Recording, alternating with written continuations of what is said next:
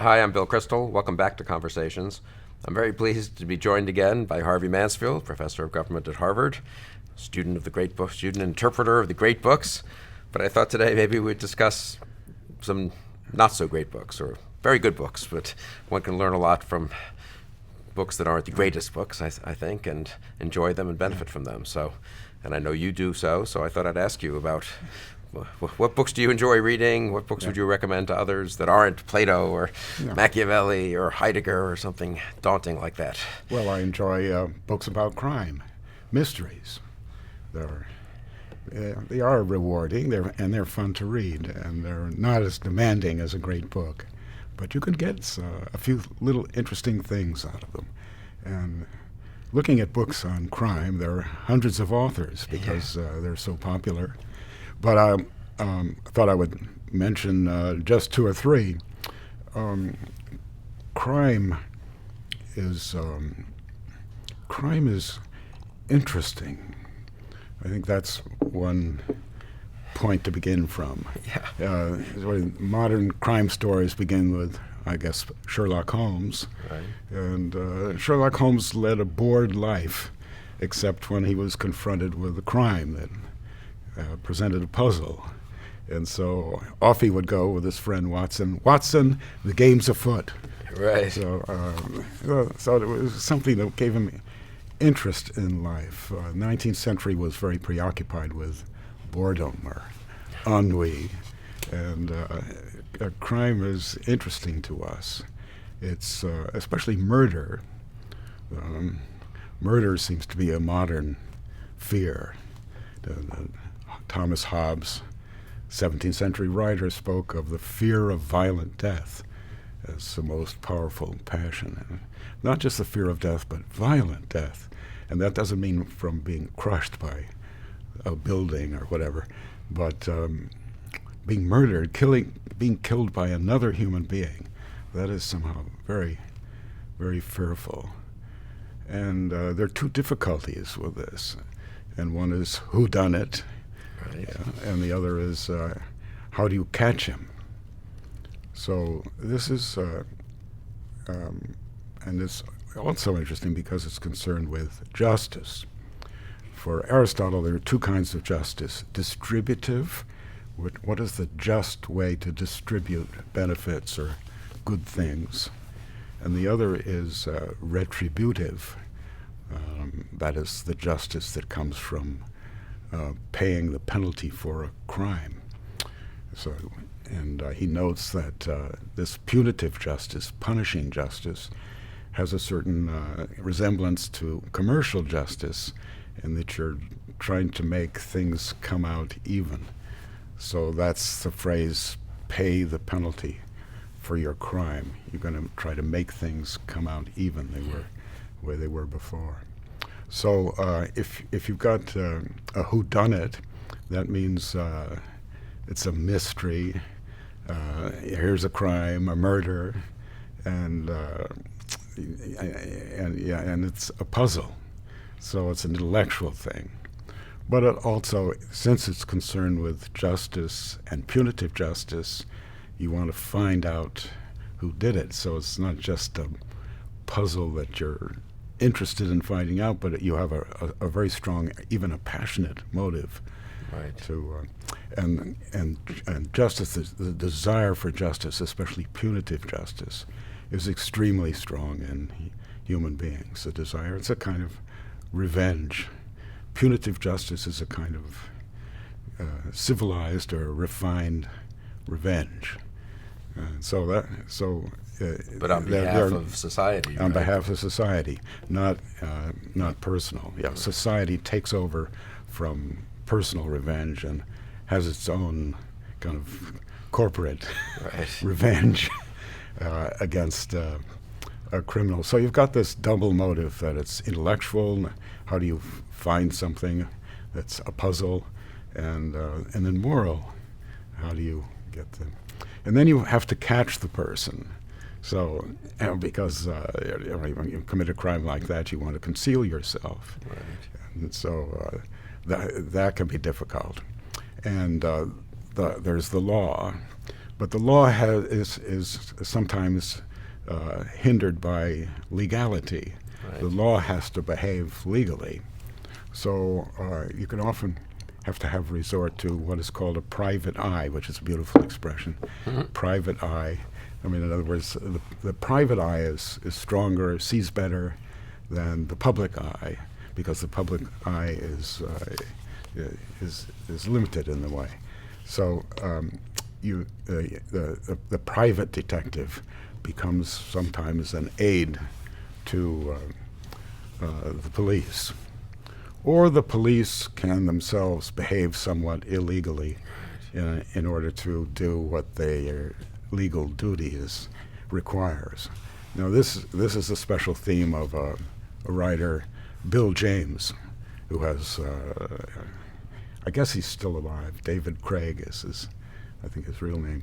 And he has 50, 60 books written, and he has this wonderful pair of Superintendent Harper and Assistant Chief Constable Desmond Isles, who was a wonderful rascal of a fellow.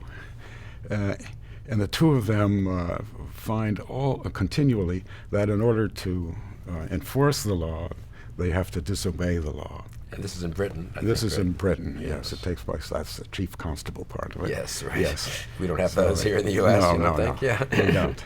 So this is in Britain, yes. And so that's Harper and Isles, and there's a whole series on Bill James. And the complication to this is that the criminals, for their part, have a strong desire in the other direction, that if you're a successful criminal, you want to become respectable. So what's not respectable wants to be respectable, and what is respectable, in order to enforce respectability, has to be unrespectable. So that's the problem in the Bill James series. But I could also mention two others. Please do. And one is really the queen of mystery, and that's Agatha Christie, whom one should can't overlook. Not such a wonderful writer, but a wonderful psychologist. Right. And plotter. She knows how to fool the reader. So she gives clues, but sometimes these are false or misleading clues. And so to read her, you're taken up one alley and after another. Each of them turns out to be blind, and then finally you get the result. And the result shows the difference between appearance and reality. And yet the appearance should have told you more about the reality. So she makes it so that you see now that you misinterpreted or gave an innocent interpretation to something that was really quite revealing and guilty. So, as I said, you have not only to catch the criminal, but you have to prove that he did it, and that means that there needs to be something resembling a confession at the end. Some guilty move, if not a total verbal confession from the criminal. Right. That makes it clear that who he was and will enable society to bring its power of enforcement into play. And she had two detectives, one man and one woman. And this is the wonderful thing about Agatha Christie.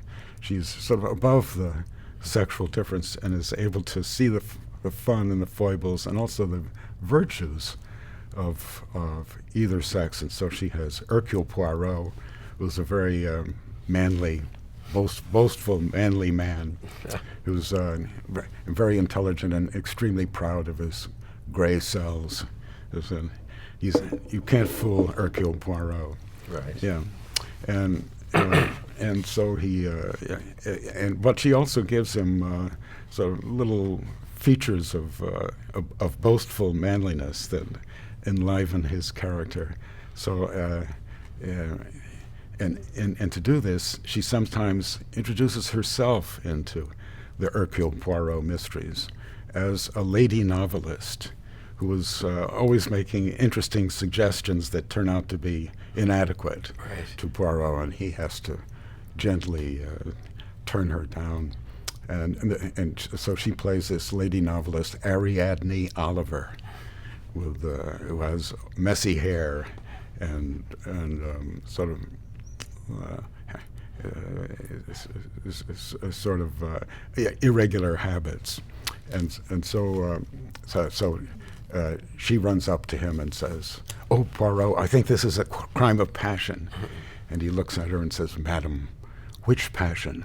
There are so many passions."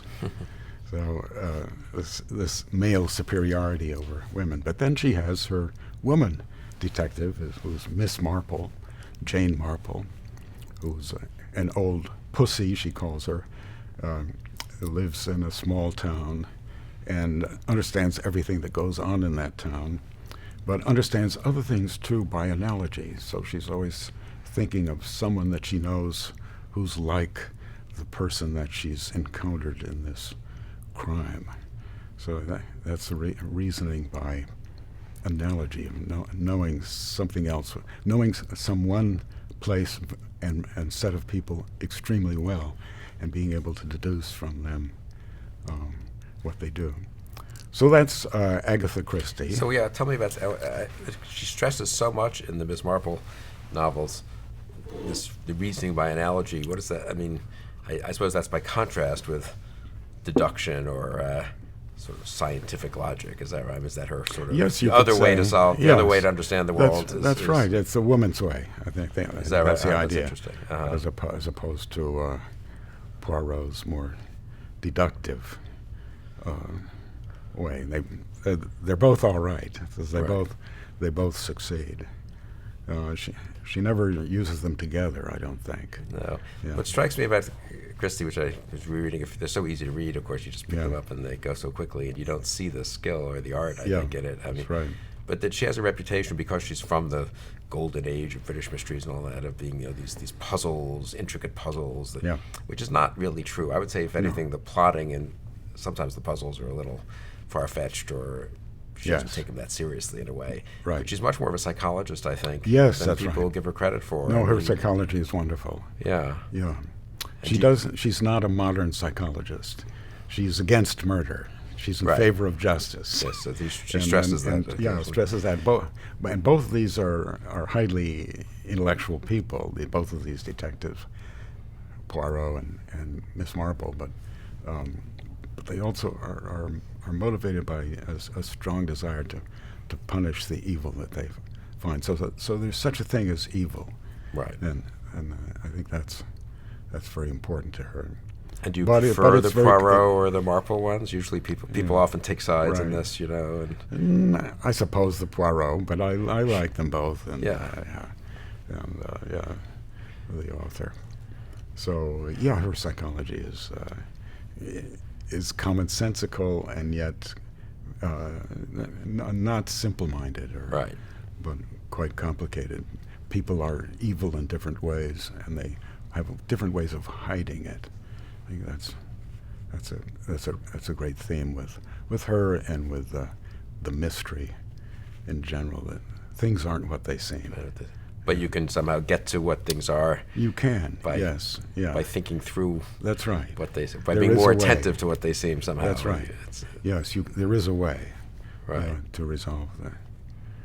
And then there's Donald Westlake, the great Donald Westlake, who invented the comic mystery. And now he looks at things from the viewpoint of the criminal, as opposed to from the point of view of the police or the detective. And so he's always trying to create a crime and get away with it. And difficult things happen.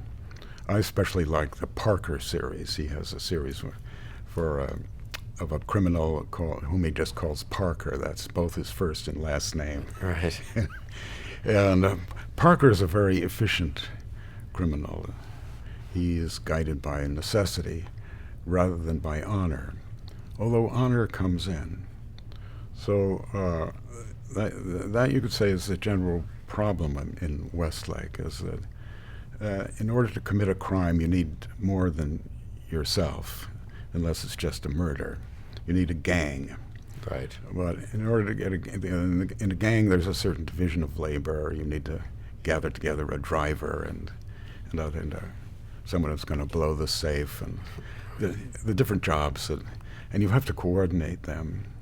And the trouble is that if you're a criminal, you have a criminal mind, and you're likely to be a crook, and that means that you might easily betray the person that you're working with.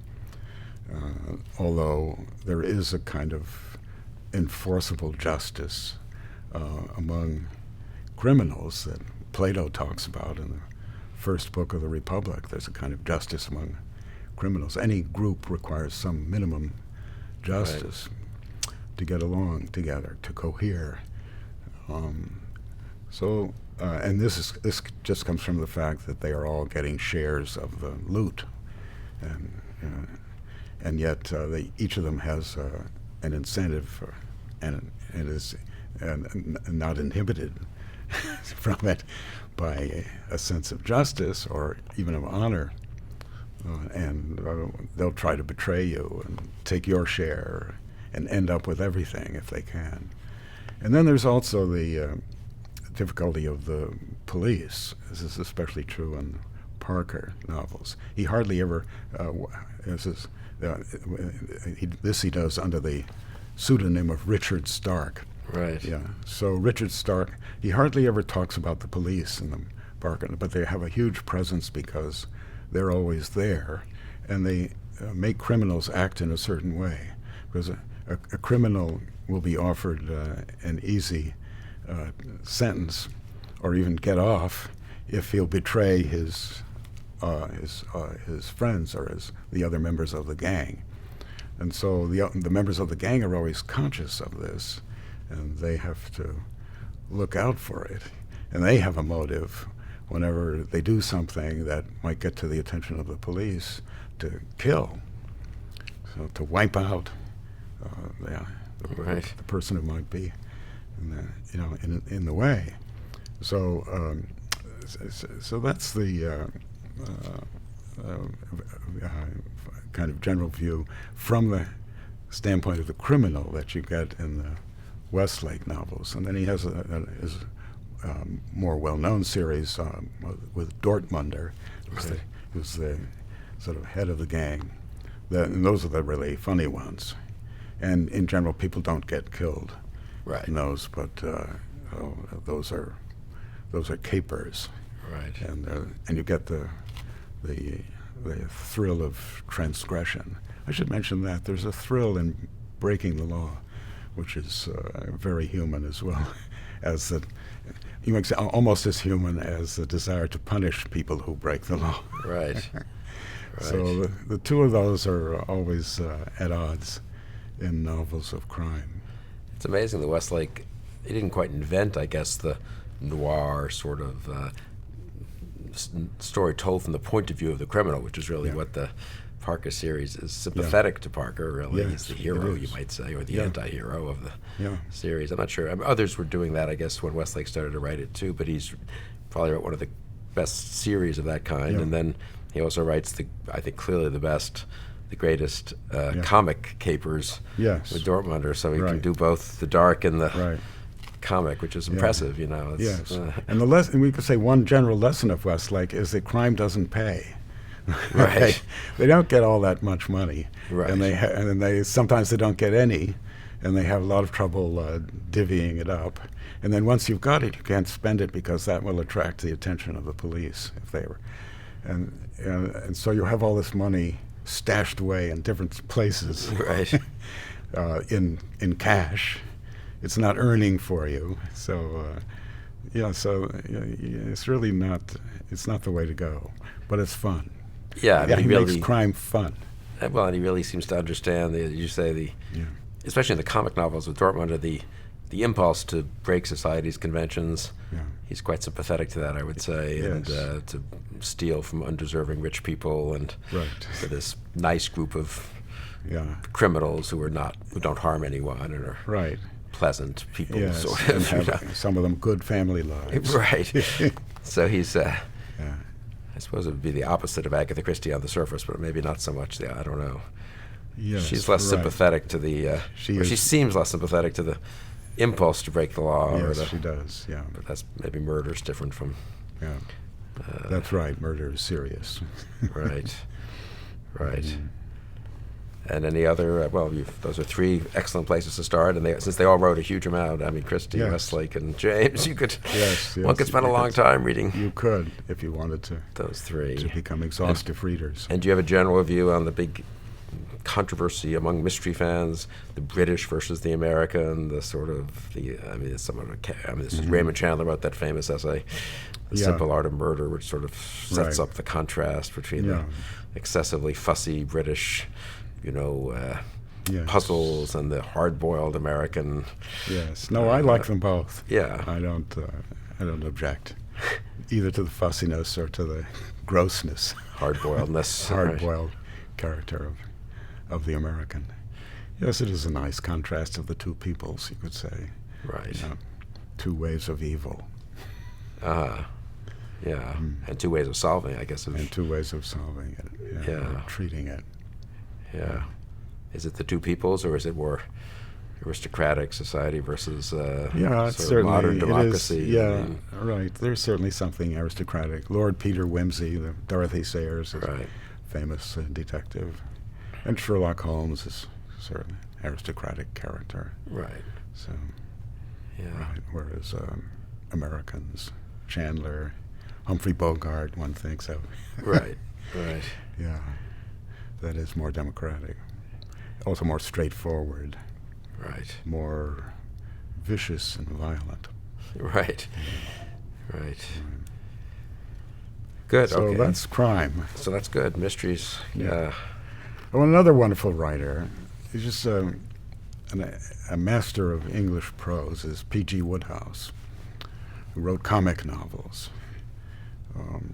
all his life. Many, many of them, maybe 100, I think that's maybe a few more than 100. He wrote about 300 words a day, but he did it, which is not a lot, a page or two, but he did it every day. Right. So, for 90 years or however long he lived. It was a long time. Right. And he's a wonderful plot maker. And there you enter a different world. There turns out to be a little bit of crime, but this is the world of morality, whereas everything is done by not only morally but with the code, the gentleman's code. And so P.G. Wodehouse has a number of characters, but the best known are the pair of Bertie Wooster, who's the gentleman who doesn't do very much, man of leisure. He belongs to a club that reminds you of a college fraternity called the Drones Club. Right. A drone is kind of bee that doesn't do any work. And so that's the case with Bertie Wooster.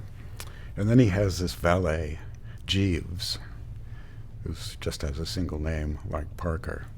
And Jeeves is much smarter than Bertie. So Bertie, you can see, represents moral virtue, and Jeeves represents intellectual virtue. So whereas with the books on crime, you get a confrontation between morality and immorality, or between good and evil, here you get a confrontation between two kinds of good, the moral good and the intellectual good. So you could say Wodehouse is on a different level in this way than the crime writers. It's a little bit deeper, even though the crime writers have this difference between the smart people, the private eye, and the police, right. the legal people. Here you have the moral person who gets into all kinds of difficulties because he's not over intelligent. Poor Bertie. Right. That's just his fate. He knows it. So he reveres Jeeves, who always saves him from his escapades when he gets into trouble. So it turns out that it isn't just a question of moral good versus evil, as within morality, that even if you try to be good in every respect, you still run into difficulty. So almost all the characters in Wodehouse novels are trying to be good, are trying to be gentlemen and ladies. Now that's that if you bring up ladies, that's perhaps the difficult point of being good. That a gentleman must always take the word of a lady. You must never challenge a lady. So if she presents a difficulty to you, so suppose some girl, Madeline Bassett, say, falls in love with Bertie. This is a totally unsuitable match for him, and he knows it. But he can't just say, "I don't love you, go away." Mm-hmm. No, you can't say no to a woman. Never. So you have to find some way of changing her mind. And either by attracting her attention to somebody else or something else, or by making yourself disgusting to her in some way that's convincing, so that she'll voluntarily drop her inconvenient interest in you. And this kind of difficulty is what requires the attention of Jeeves, the intellect. And he comes up with these wonderful solutions, but the solutions have a general default or a fault, and that is that they're too complicated. Mm. They often depend on Bertie's being as smart as Jeeves or as reliable, and he isn't, and he can't, and so he often turns out to be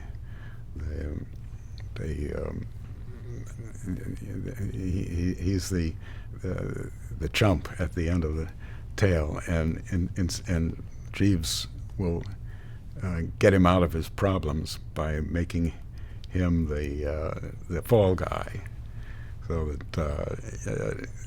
that he is and isn't on Bertie's side, and his intellectuality isn't as effective as it might be if it were able to be placed in the mind of Bertie.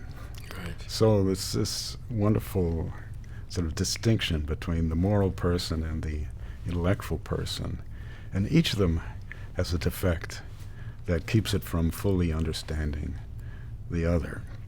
And also, of course, the superiority of the intellect to the moral person.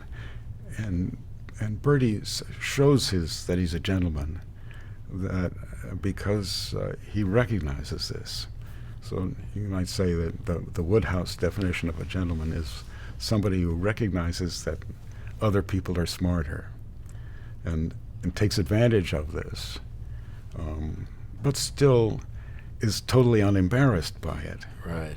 Because Bertie is the master and Jeeves is the servant.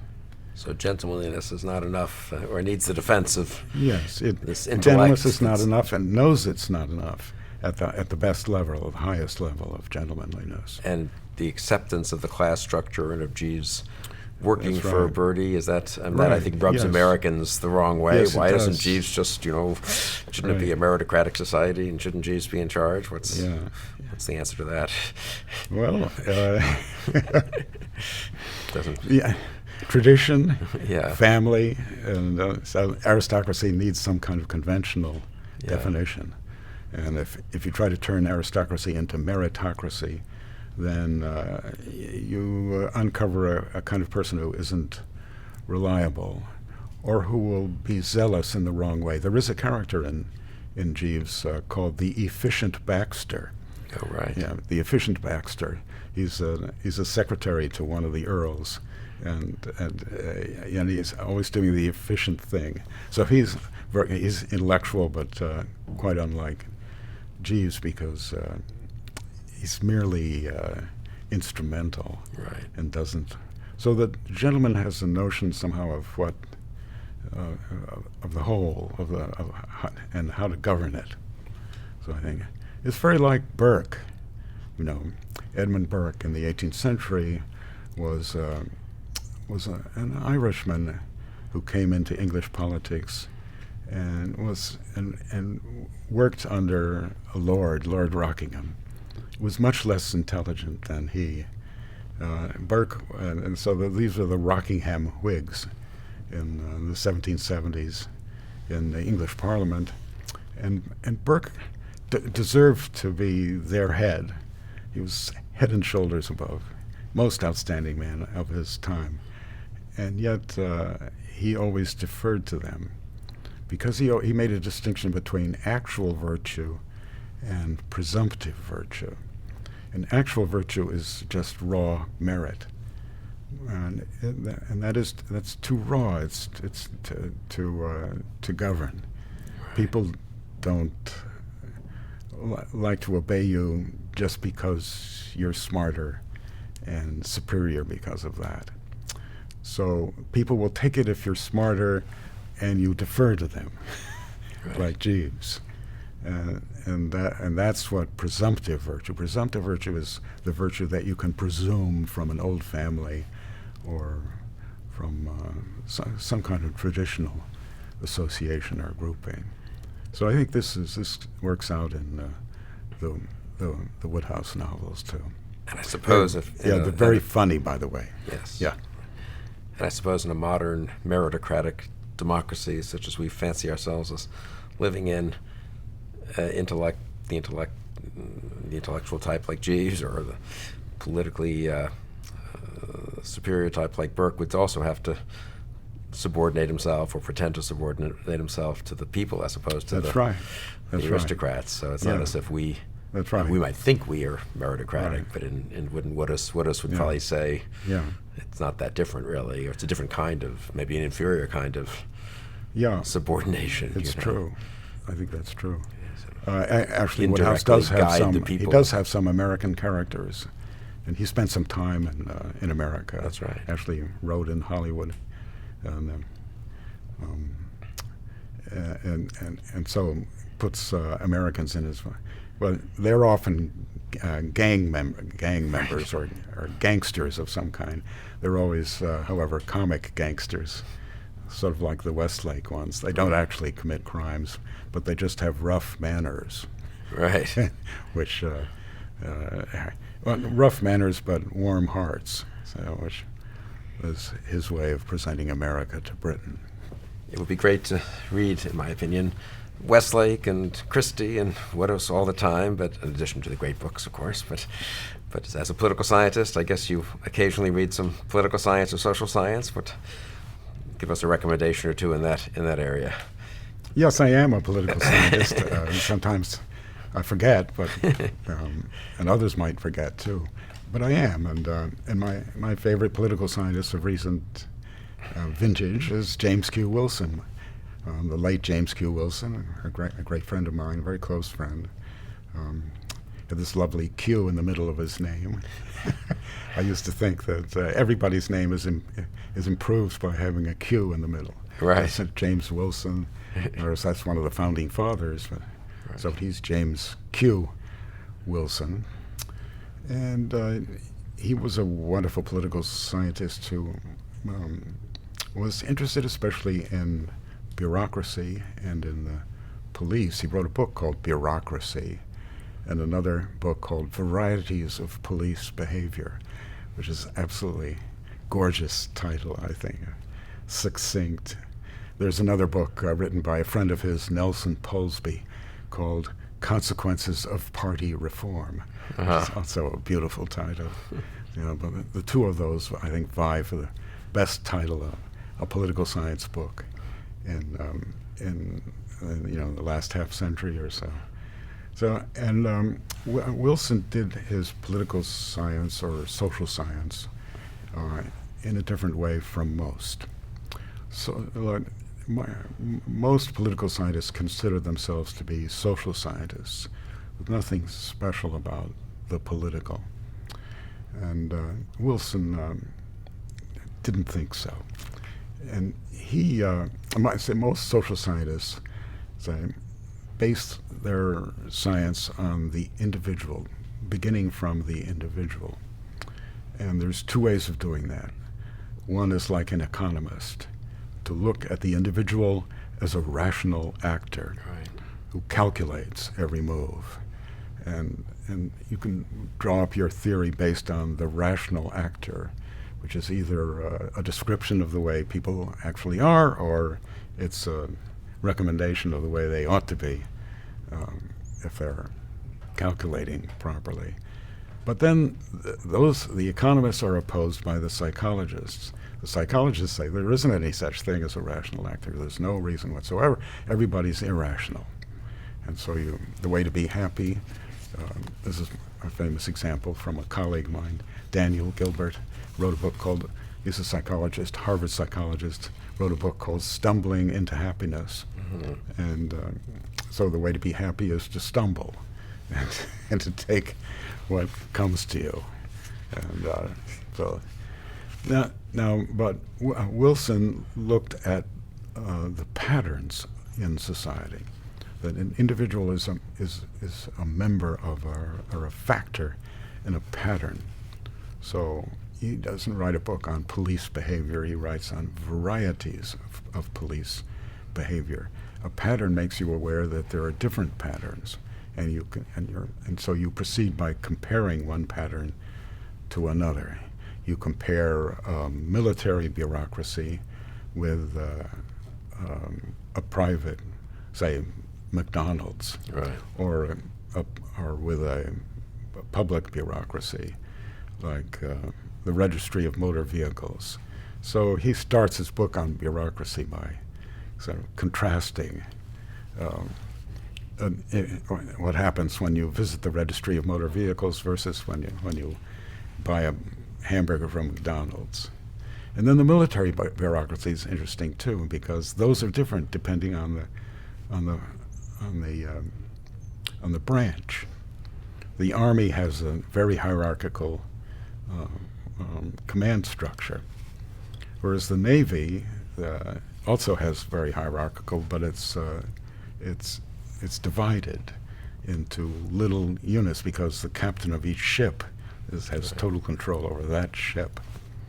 Whereas the Air Force, that's much more democratic and individual because each pilot has control over his plane, and so that gives the bureaucracy a different look. So when you look at bureaucracy, you must try to not just say denounce all kinds of bureaucracy as such, but try to understand in each case what is the purpose, what is the bureaucratic mission, how do they understand what their job is, and also what is the typical activity. Say in the Social Security Administration, the typical activity is an agent who talks to like a customer or somebody who's a client who's seeking benefits or has some problem. Whereas in the police, the typical activity is a policeman who faces, when he's called, it's because there's some disorder which is either recurring or has occurred. A crime is something is wrong.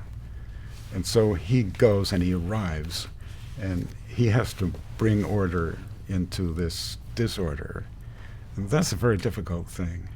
So all the responsibility is on that arriving individual. And what a policeman mainly wants from the higher-ups is to be backed up. Okay.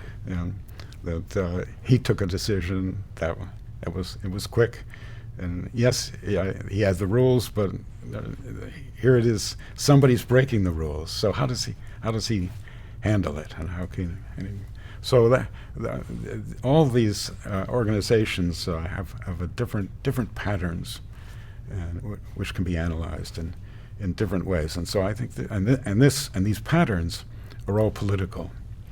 And the patterns are patterns of authority, and how authority is distributed, and whether it's concentrated or made dispersed. This was his political science, and I really admired him for it.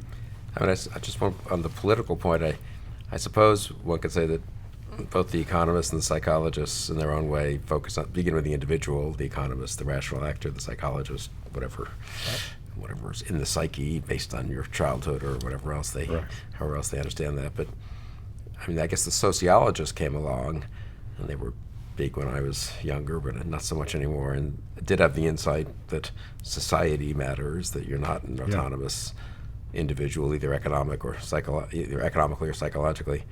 But Wilson's work is more political. I mean, how would you distinguish Wilson as a political scientist from, intelligent sociologists who also saw the patterns of different, they're not always that distinct. Right.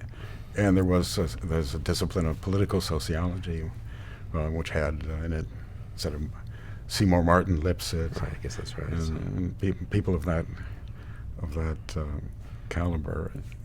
It takes a strong intellect, I think, to combine them both.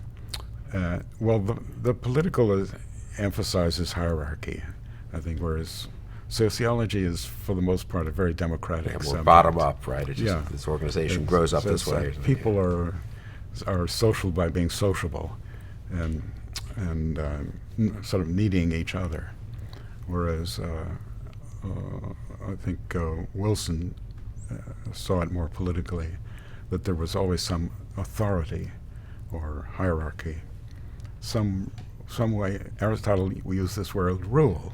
Yeah. That a rule is not just something that you formulate, but it's something that is that actually guides your action. So rule and ruling go together, and every social situation that you see has some form of ruling in it. Even democracy is not a no-rule society, but it's the rule of the actually there is a top, of the majority, right, or of public opinion. So that's and also a purpose, right? I mean, also a purpose, goal politically, as opposed to just being a sociable group. Yeah, right. Just to being together for the heck of it. Yeah. I think in one of your early writings, you distinguish political parties from parties. Right? Parties. Yeah, I mean, that is it, right? Yeah. Sort of a different. Parties are just for the sake of having a nice party, presumably, and being sociable. Yeah. It's for the sake of relief from the serious business of political parties and other serious concerns. Right. Yeah. So James Q. Wilson, that's good. He certainly deserves this tribute, and people should read him, both his those two books, but also some of the occasional writings of his that are other books and essays that are so perceptive about America and other. Yes, right. No, he wasn't just concerned with these two things, but I think that's sort of the heart of his work. Yeah. And what else? Then I want to go to Churchill, Winston Churchill. Okay. And that's biography, and a particular form of biography that's autobiography. And so a lot of, and Churchill was a great writer as well as a great statesman, and that's you discover that somewhat to your surprise, right, when you look at his writings. They have in general the character of memoirs, although he wrote them as history mostly, and he did write a biography of his father, Lord Randolph Churchill, and a wonderful biography of his ancestor, Lord Marlborough, who was the great English general against the forces of Louis XIV on the continent, allied with the Dutch. And that's a very long book, that Churchill wrote in the late 1930s when he was worried about the rise of Hitler.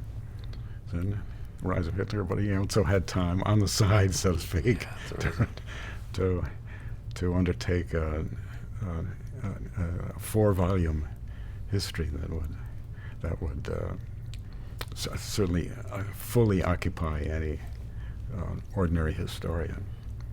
So this is mostly memoirs, and that's a good thing to look at. Modern memoirs. For example, Henry Kissinger's memoirs are very good. Not on the level of Churchill, but then that's not to be expected. And or Harold Macmillan's memoirs are also extremely good. So what statesmen say reflecting on themselves. Churchill had a rule that when he was talking about himself, that he always wanted to make you aware of the forces that were in play at the time that he was acting. So he's not so interested in retrospective vision or hindsight, deciding whether this came out well or that didn't come out well, but whether he made a good choice in the circumstances and how he made that and so on.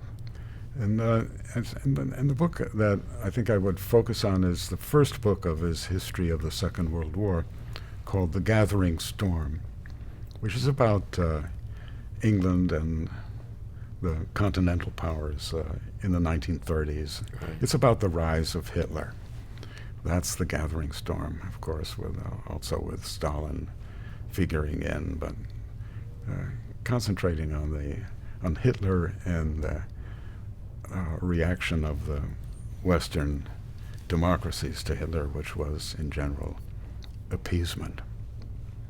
And I remember two phrases I would quote from The Gathering Storm, and one is when he's discussing, when Churchill is discussing the appeasement of Hitler in Munich, the famous visit of Chamberlain to Munich, where he essentially surrendered to Hitler, let him bite off a bit of Czechoslovakia. And Churchill says, everybody respects the Quakers. So the Quakers stand for peace and what is Pacific. And that is true or correct insofar as peace is always superior to war. The reason you fight a war is to have peace. And one shouldn't forget that. And to that extent, the Quakers are right. But where they're wrong is that peace is always a certain peace, which means a particular peace with particular outcomes or circumstances, and especially a peace that comes with justice. So that peace must be satisfied with justice. And there are protesters today who have these signs that say, no justice, no peace. Right. Yeah, those are peaceniks, you can say, but who recognize the primacy of justice, or at least that. So everybody's for peace, but everybody's also for justice. And it's in your interest to have peace, but it isn't always in your interest to have justice, especially in somebody else's concern. And here I take a passage from Harold Macmillan's memoirs, which I mentioned earlier. He was, of course, later on an English prime minister, but at the time of Munich, this is a little later, this is in 1939, after the war has begun, and England has declared war on Germany in consequence of Germany's invasion of Poland. And Macmillan was an ambassador, English ambassador in Sweden. And the Swede told him, he said, why are you doing this? It's not in England's interest to go to war with Germany. And Macmillan remembers that he looked at this fellow and said, but somebody has to stand up against Hitler. So that was a matter of honor. And so sometimes peace has to be rectified, has to be validated and vindicated through one's honor. You will do what you said you would do, and you're committed to the defense of Czechoslovakia or Poland, and you've got to carry through on that. And so I think that's what's left out of the Quakers who otherwise deserve respect. And the other phrase from The Gathering Storm that I remember is, facts are better than dreams. Yeah, the very end. I think that's the last sentence. That's right. The facts are better than dreams. What he was referring to was his having become Prime Minister of England at long last. He'd been worrying and badgering the government, attacking it for appeasing Hitler, appeasing the Germans, doing nothing. And now, at last, the war had started, and it had not gone well, and Chamberlain had to resign, and there was a wonderful meeting with Chamberlain and Lord Halifax and the King. Lord Halifax remarked that he was in the House of Lords. He didn't think he could serve as Prime Minister, and Churchill realized that meant that it had come to me, and that the evening after, or the night after that happened, he slept well. Yeah. Facts are better than dreams. And that's funny because facts are usually in the way of dreams. Right. I dream about something, but in fact, I wish I had a fancy car, but in fact I can't afford it. Right. But this is, now that shows a certain kind of fact, that is a person, a man who's confident and in charge of things, instead of being dismayed or impressed, at least, with all the difficulties that faced him after having complained about the government that exists. He was happy. He could sleep well now because he knew that he could handle this, and he did. And he conveyed this confidence to the British people. He had the ability to do that. That was part of his confidence, that he knew how to convey his confidence. So I think that, and you see this all described by him.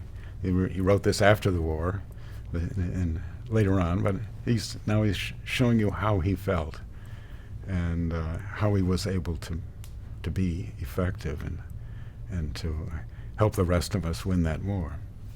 That last paragraph is fantastic because the Germans have just invaded the Low Countries, and I guess France are about to, or maybe just have France, and they're going to win. I mean, they're going to crush that resistance, of course. And Churchill sleeps very well because he's in charge. But that's right. This was just before Dunkirk. Which is just a couple of weeks, a few weeks later, I think. The British army had to. Not instead of surrender, retreat to England. But it is a perfect, don't you think, a wonderful. Yeah, facts are better than dreams. It's such a fantastic window into a certain kind of political view of things, as opposed to a more philosophic, you might say, theoretical view. Right. Yes, dreams of philosophy. That's good. Right. I think so. Facts are better than dreams. I do think, Churchill's writings, contrary to so many modern historians, do try to put you in the moment of, and so you see what the decision maker sees. That's the worst thing I think about all the modern histories that from Olympian Heights or from with hindsight they don't. Hegel talks about that. He talks about three kinds of history, and the first one is original history, which has this where the standpoint of the historian is the same as the standpoint of the actor. I didn't realize that. And the great forerunner of Churchill would be Caesar, and and I'm talking about the Gallic Wars, Uh-huh. commentaries on the Gallic Wars, and Caesar refers to himself in the third person, Right. Caesar. But Hegel did a lot to Yeah, discredit, or not discredit, he but to move everyone beyond that kind of history. Yes, So everything yes, yeah. becomes yeah. part of Then the age there and was forces. also reflective history, which he didn't like. That was critical history, based on critique of historical records, and in which the historian is sort of above events. But then the last kind is Hegel's kind, and that's philosophic history. Right. The person who can understand how this fits in Right. to the grand process of human events, who tries to see further than perhaps one can really see. Yeah, and maybe doesn't do justice to the people in the middle of the. That's right. The Who are they? Yes. Right. He thinks that they are dominated by passion, right. whereas they're perhaps not as stupid as that implies. Yeah, I mean, Churchill's speeches, I think, are good for that reason, too. One could, of course, read other people's speeches from the time, too, but to see what he actually said, in the middle of these different stages of the war, Yeah. gives you a sense of both what he could see and what he couldn't, of course, anticipate and couldn't see. But it's more impressive, mostly what he could. Yeah. You could say, well, he writes The Gathering Storm after the war, so he has the advantage of hindsight, even though he sort of pretends not to take advantage of it, you might say. That's right. But the speeches he doesn't, and those are pretty amazing. Yeah. Those speeches definitely Yeah. to read. And you always like and good biographies, you think, do a better job of, leaving aside autobiographies and memoirs, good biographies also can put one in the. Yes, you should read more biography and less political science.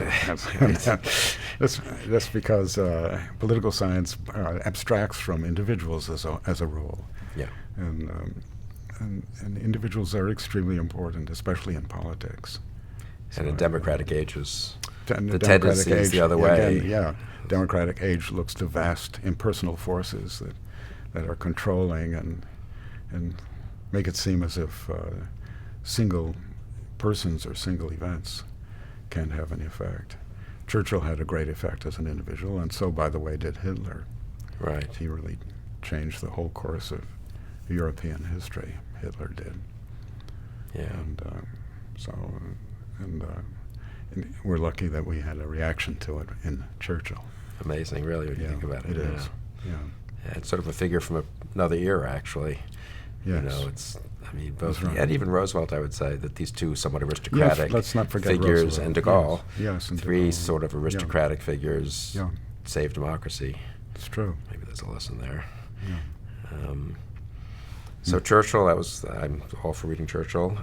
What else have you been reading? I've been reading Gulliver's Travels. Okay, so, that is sort of a great book. That's now we reach great books. Yes, but let's talk about it anyway. All right. It's a famous book, It is considered by some to be a children. children's book. Yeah, Swift had the faculty of appealing to both children and adults. So, yes, so you can appreciate this story about a man who's in one place a giant and in another place a dwarf. This is my friend Alan Bloom's way of looking at Gulliver's Travels, giants and dwarfs. So, and this is a comic novel. Swift must have been one of the funniest persons who ever lived. Yeah. And and you read Gulliver's Travels, you laugh out loud. It's not a chuckle. It's an explosion of laughter. His lovely touch, light touch, but very, very funny. It's, I think, a consideration on the whole, of modern science, or the modern philosophy of science, and it raises the question of the sciences and the humanities today, which I think is the most important problem in our universities, and perhaps also in our society. The power of science. Everybody looks to it. Everybody admires it. We all depend on it. Computers, sort of modern medicine. So the power of modern science, but also its limitation, but it doesn't seem to describe humanity. And so in the university, the sciences are sovereign. Generally speaking, what the scientists want from the university, they can get, and what's left over goes to the humanities. And in recent years, students have been going to sciences, especially computer science, as being more commercial, more marketable, but also maybe more exact, more authoritative, more clear. That's knowledge. And the rest of us, the rest of what is available is mushy. It's unclear. It's disputable. It doesn't seem to make sense in the way that, or to produce good effects in the way that modern science does. But on the other hand, modern science produces bad effects, like atom bombs. Right. It empowers humanity, but also endangers us. For the first time in the history of man, we have the power to destroy man, to destroy ourselves, and not just global warming, but nuclear war. So that's a stunner. I mean, when you think about that, that's difficult. And moreover, science doesn't have much to do with the good or with what's good for human beings. Science seems to make monkeys of us, as Nietzsche said. It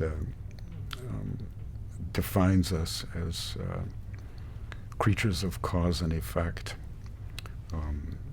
rather than creatures of free will and choice and rule and command. So it seems to make us unimportant. Science is about two things, two realms, you could say.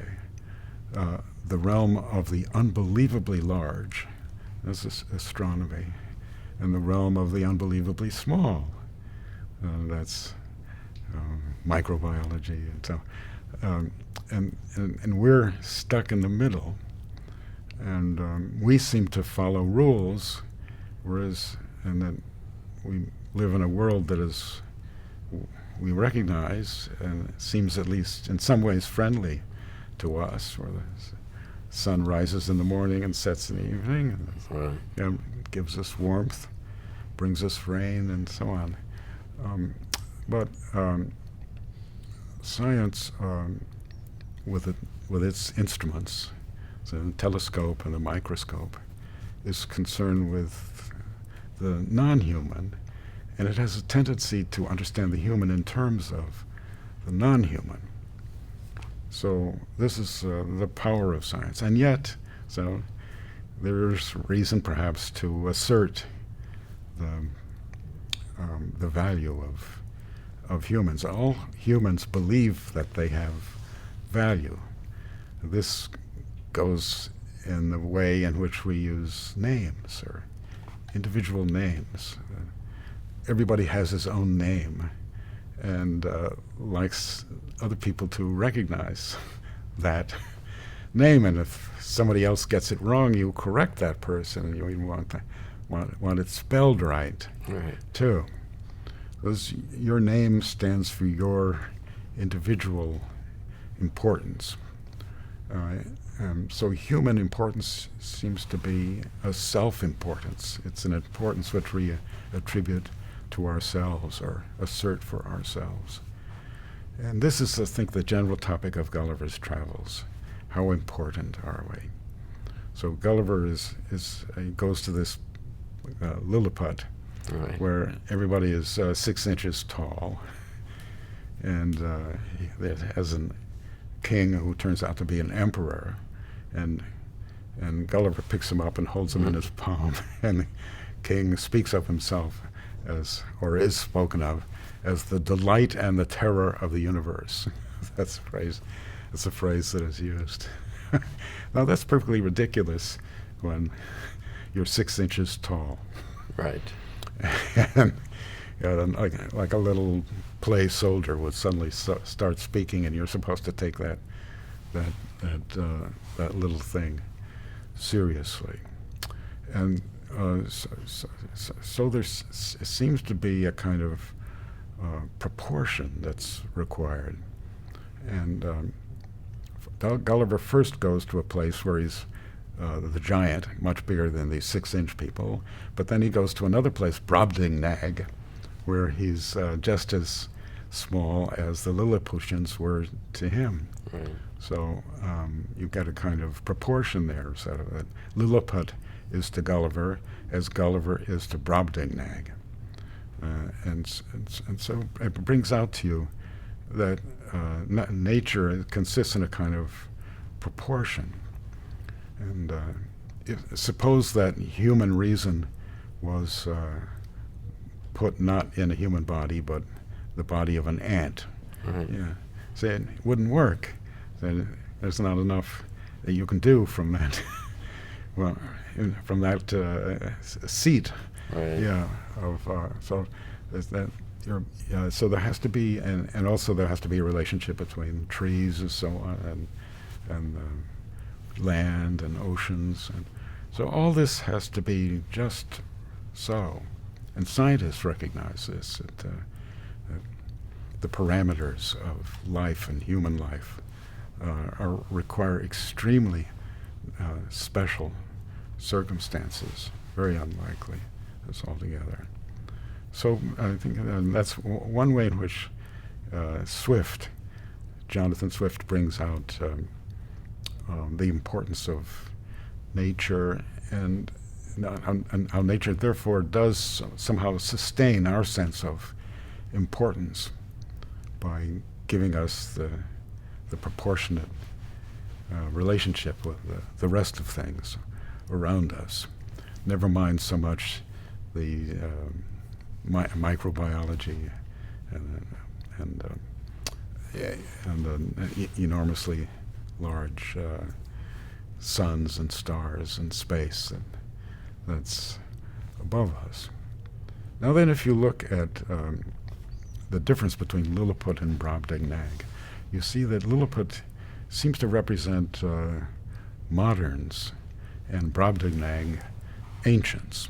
Mm-hmm. And this whole question of modern thinking and ancient thinking was a very live topic in Swift's time, the early 18th century, and the discovery of ancient texts, and modern scholarship was just getting going.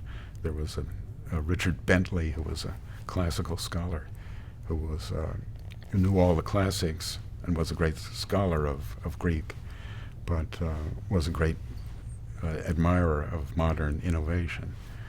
So, and Swift also wrote a short writing on the battle of the books, versus the ancient books versus the modern books. So this was very lively. So the Lilliputians seem to represent moderns who they want to use Gulliver. The first thing they see is this huge thing is a force that maybe we can use, so we have to capture him.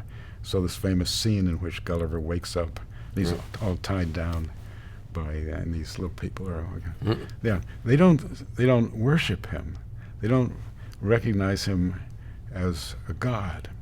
In fact, they seem to be atheists. Mm-hmm. In that phrase, delight and terror of the universe, there's man, and then there's the universe. There's no gods in there that are mentioned. So he's not worshipped, and he's not admired except for his power. And they immediately capture him and then try to use him against their enemies, the Blefuscuians, and their Gulliver, another famous scene in Gulliver's Travels. He captures the entire navy or at least the most powerful part of the navy of Lilliput's enemies, and brings it by pulling it from their harbor to Lilliput. And so, and then also, Brobdingnag seems to stand for the ancients and the primacy of moral virtue. There he's treated much better, except that he's kept in a box for his safety, but it's also a kind of imprisonment. So he can't escape as he did partially in Lilliput. But he can converse. He has conversations with the king in a way that he did not have with the king in Lilliput. And because their king is interested in Britain, so Swift here is able to give a very satirical description of what goes on in British politics in his time, and to turn out very which turns out very much to the embarrassment and shame of the British, as opposed to these big people in Brobdingnag. Mm-hmm. But still, here you see man feeling smaller than the rest of nature, as opposed to man feeling larger, as he does in Lilliput. So modern science makes us extremely powerful, makes man, makes a kind of Gulliver, a man mountain, but at the same time, it doesn't admire what it makes because it's a product. So what is a product is an effect. And if you looked at the effectual truth, I'm using that Machiavellian expression, of a human being, it's what comes out of him. So Swift, when you read all of his writings, and especially Gulliver's Travels, seems to have an obsession with human excrement, Right. I have to say, or what he calls, in one case, offensive matter. So what comes out of you is still your own, but it's valueless. Mm-hmm. And I think that's his picture of, you might say, the reductionism of modern science, that it takes good things and uses it in such a way that what is left over is still yours and has a bad smell. And so I think this is a part of human nature that isn't treated very much otherwise, but Swift seems to take delight. And then this is a famous way in which he helped the Queen of Lilliput by putting out a fire in the palace, by using his male member, Right. To direct a stream that would, in the proper places, as Swift points out, so as to put out the fire that in the king's palace. That's perhaps one of the most famous episodes or that's something everybody remembers when you read Gulliver's Travels. I have a notion that that this stream of pee, let's call it, represents Swift's satire, that is, or his irony, that he uses it to put out the fires that modernity has made for itself. Yeah. And later on, in books 3 and 4 of Gulliver's Travels, book 3 is called A Voyage to Laputa, and that seems to be a place where modern science rules, both in theory and in practice. And then the fourth is a voyage to the Houyhnhnms, and those are horses who are totally rational. Right. Somehow they have none of the spiritedness that you automatically associate with horses. So, but because they don't get angry or jealous or don't have human passions. So the third, I think, the third voyage, or the third part, Laputa, represents a kind of philosophical explanation, or gives you the basis for the Lilliput, the nation that he starts first, and the Houyhnhnms give the basis for the Brobdingnags. So this is kind of moderns versus ancients, repeated in 1 and 2, and then again in 3 and 4. Of course, the ancients are considerably, I mean, that's in a way very Platonic, but also very not Platonic. So whereas in Plato's Republic, you get an association, a kind of alliance between passion or anger and reason. Among the Houyhnhnms, reason asserts itself without any passion, whatever. So it doesn't really assert itself. So that the Houyhnhnms are incapable of lying. For them, they don't even have a word for it. It just says to say the thing that is not. Right. Yeah.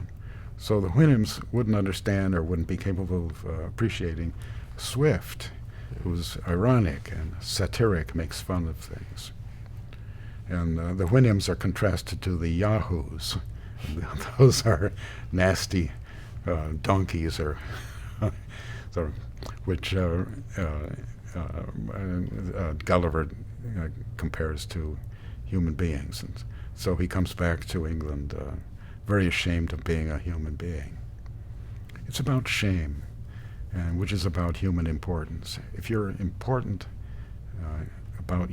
if you feel a sense of importance in yourself, then you can be, if you respect yourself, in other words, you can also be ashamed of yourself. So, and that's what's left out in modern science, which is about matter. Modern science doesn't understand offensive matter. That's your own matter, which has become offensive to you. Huh. And I suppose that brings us back to Agatha Christie, for whom also as a kind of the importance of justice is related, I think, to maybe not simply allowing, not simply reductionist scientific understanding of humans. Mm-hmm. This desire to. Yeah. Yes and no. A lot of her villains are scientists. Opinions of people, the opinions that people hold of themselves. There's truth in that. The general truth of it is that we're somehow important.